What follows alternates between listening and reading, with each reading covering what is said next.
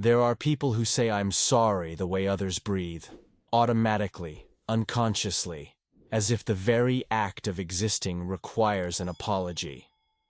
Introduction. Watch them closely. Watch how they enter a room, shoulders slightly curved inward, as if trying to take up less space. Watch how they speak, their voice softer than necessary, trailing off at the ends of sentences like they're not quite sure they've earned the right to finish their thoughts. Watch how they move through the world, always stepping aside, always yielding, always apologizing for being in the way even when no one is coming. I'm sorry. 2 words. A reflex. A prayer repeated so often it has lost its meaning. They apologize for speaking, for asking questions, for needing things, for existing in a way that might inconvenience someone, somewhere, somehow. They apologize when someone bumps into them, when the weather is bad, when other people are having a difficult day, when their presence, merely their presence, might cause the slightest disruption in someone else's universe. And if you ask them why, they'll look at you with genuine confusion. Because to them, this isn't a habit. It's not a choice. It's survival. Narrative development. Let me tell you about a child. A child who learned very early that the world was a fragile place, and they were somehow always in danger of breaking it. Maybe it was a parent whose mood shifted like weather. Sunny one moment, storming the next. The child learned to read the air, to sense the atmospheric pressure dropping, to brace for impact. They learned that their needs were sometimes welcome and sometimes a burden. And the difference between the two was impossible to predict. So they learned to apologize in advance, to soften every request, to make themselves smaller. I'm sorry to bother you, but... I'm sorry. I know you're busy, but... I'm sorry, it's probably nothing, but... Or maybe it was different. Maybe it was a household where love was rationed, where affection had to be earned through perfect behavior and flawless compliance. The child learned that mistakes weren't just mistakes. They were evidence of unworthiness. Every spilled glass of milk, every forgotten homework assignment, every moment of tears or anger or need became proof that they were too much, too difficult, too broken. And so the apologies began. They apologized for crying when they were hurt, because tears made others uncomfortable. They apologized for being scared, for being angry, for having feelings that took up space in other people's awareness. They apologized for needing help, for not knowing things, for being a child in a world that demanded they already be something more. The psychologist Carl Rogers once said that children are like young trees. They will grow toward whatever light is available, even if that light is dim, even if they must bend themselves into unnatural shapes to reach it. This child bent. They bent until apologizing became the shape of their existence. Psychological insight. Here's what most people don't understand about chronic apologizers. They're not actually sorry. Not in the way you think. When they say, "I'm sorry," they're not expressing regret for something they've done. They're preemptively protecting themselves from something they fear will happen. They're building a shield out of words. They're attempting to control the uncontrollable by making themselves so small, so accommodating, so apologetic that surely, no one could be angry with them. Bessel van der Kolk, the trauma researcher, talks about how trauma isn't just what happens to us. It's what happens inside us as a result of what happens to us. For chronic apologizers, the trauma isn't always dramatic. It's often quiet, subtle. The accumulation of 1,000 tiny moments where their existence felt like an imposition. A parent who sighed when they asked for attention. A teacher who rolled their eyes at their question. A sibling who snapped, "Why are you always in the way?" A friend who said, "You're too sensitive." Each moment, small enough to dismiss. But together, they form a belief system. A core conviction that gets wired into the nervous system itself. I am too much and not enough at the same time. My needs are burdensome. My presence requires justification. I must apologize for the space I occupy. The chronic apologizer lives in a state of perpetual debt, as if simply existing means they owe the world something. As if being alive is an inconvenience they must constantly atone for. They apologize to waiters who bring them food, to cashiers who are doing their jobs, to strangers on the sidewalk who aren't even in their path.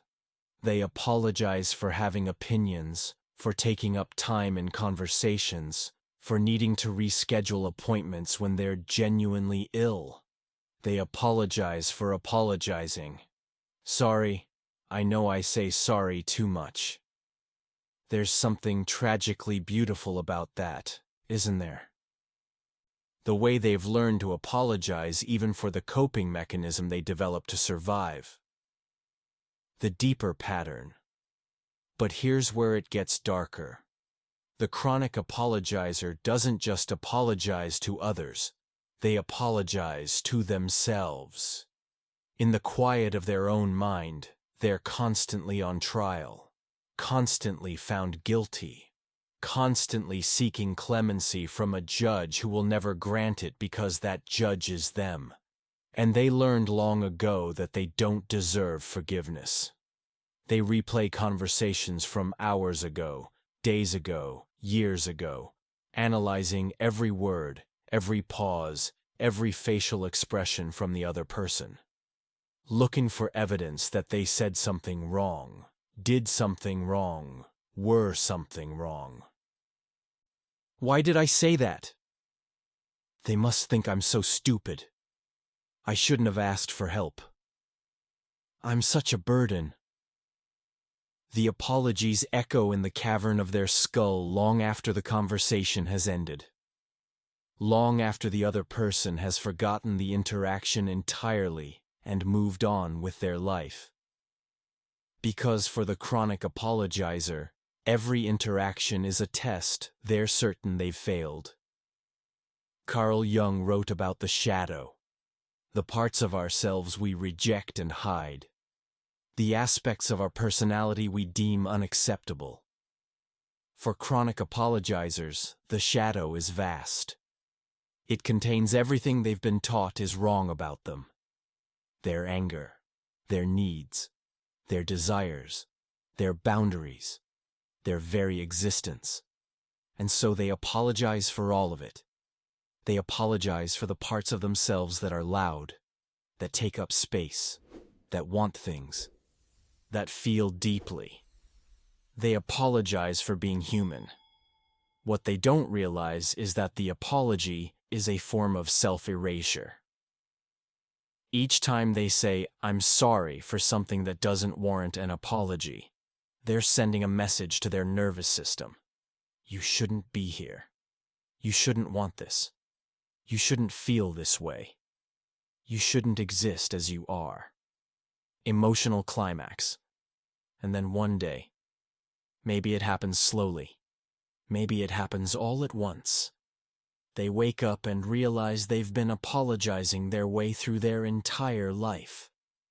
They've apologized their way out of opportunities they deserved. They've apologized their way out of relationships that could have been beautiful. They've apologized their way into accepting less than they needed, over and over and over again, because asking for more felt like asking for too much.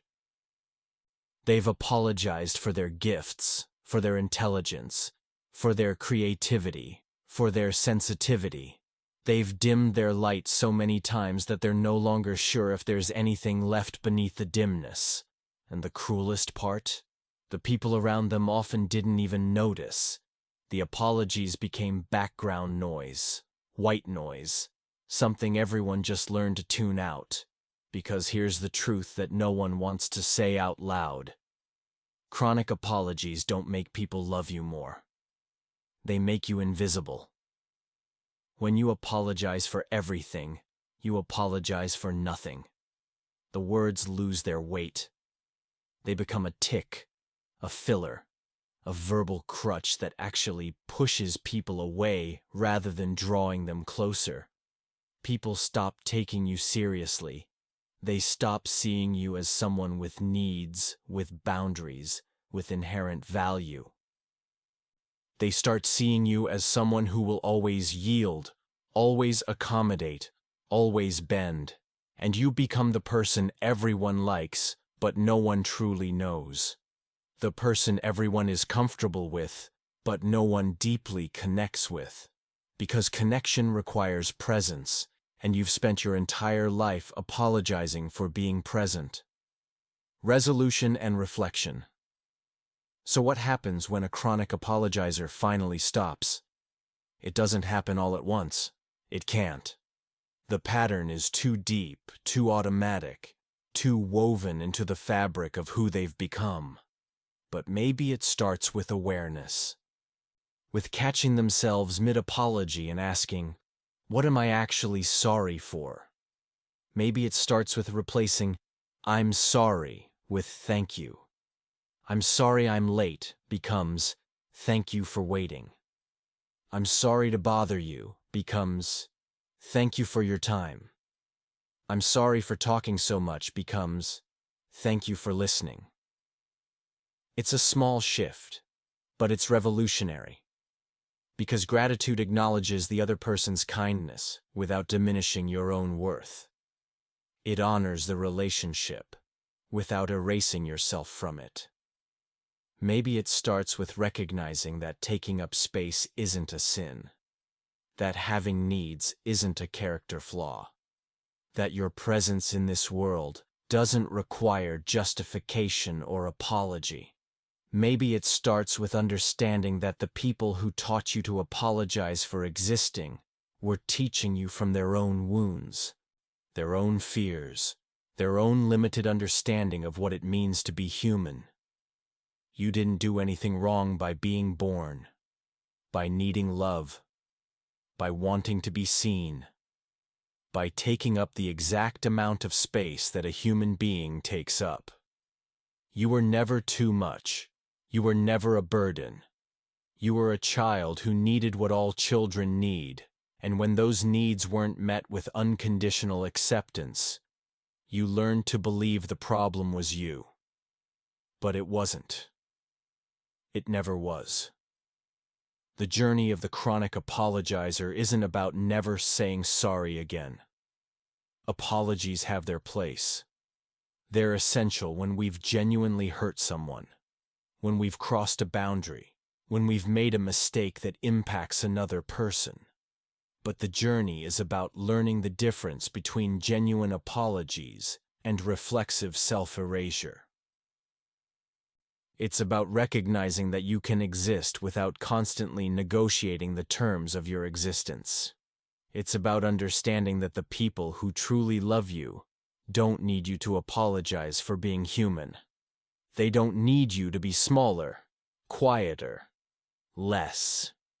They need you to be real. If you've spent your life apologizing for everything, I want you to know something. You don't owe the world an explanation for your existence. You don't owe anyone perpetual gratitude for tolerating your presence. You don't need to earn your right to take up space. You were born with that right. It came with being alive. And yes, unlearning this pattern will feel uncomfortable. It will feel selfish. It will feel wrong. Because for so long, making yourself small felt like safety. It felt like love. It felt like the only way to be acceptable. But there's a difference between being loved and being tolerated, between being valued and being convenient, between being seen and being overlooked. The chronic apologizer has been overlooked for long enough. By others. By themselves. So maybe today, or tomorrow, or whenever you're ready, you stop apologizing for the sound of your footsteps in this world. You stop saying sorry for needing things, for wanting things, for feeling things, for being things. You stop treating your existence like an imposition and start treating it like what it is. A brief, unrepeatable, sacred occurrence in the vast timeline of the universe. You are here. You are real. You matter. And you don't need to apologize for any of it.